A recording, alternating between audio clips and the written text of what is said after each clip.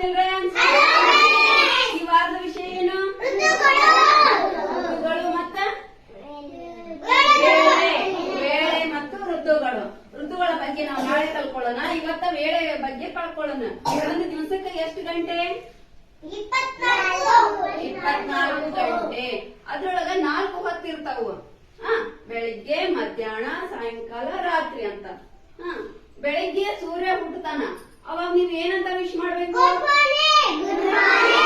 Good morning ಅಂತ ಮಾಡ್ಬೇಕು. ನಮ್ ಶಾಲೆಗೆ ಯಾರ ಬೆಳಿಗ್ಗೆ 12 ಗಂಟೆ ಒಳಗ ಬಂದ್ರಂದ್ರ ಅವ್ರಿಗೆ ಗುಡ್ ಮಾರ್ನಿಂಗ್ ಅಂತ ಹೇಳ್ಬೇಕು.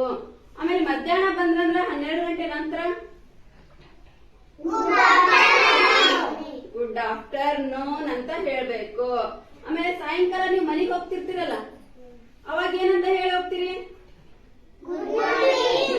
ಜೋರಿ ಹೇಳ್ರಿ, ಗುಡ್ ಈವ್ನಿಂಗ್. ಆಮೇಲೆ ರಾತ್ರಿ ಊಟ ಮಾಡಿ ರಾತ್ರಿ ಸೂರ್ಯ ಮುಗಿದ ನಂತರ ಗುಡ್ ನೈಟ್ ಅಂತ ಹೇಳ್ಬೇಕು. ಅರ್ಥ ಆಯ್ತಾ? Very good. ಋತುಗಳು ಎಷ್ಟದವು? 4 ಅಲ್ಲ, 3. ಯಾವ್ಯಾವು? ಮಳೆಗಾಲ,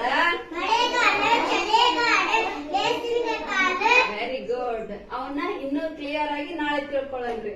ಓಕೆ, ಥ್ಯಾಂಕ್ ಯು ಚಿಲ್ಡ್ರನ್ಸ್.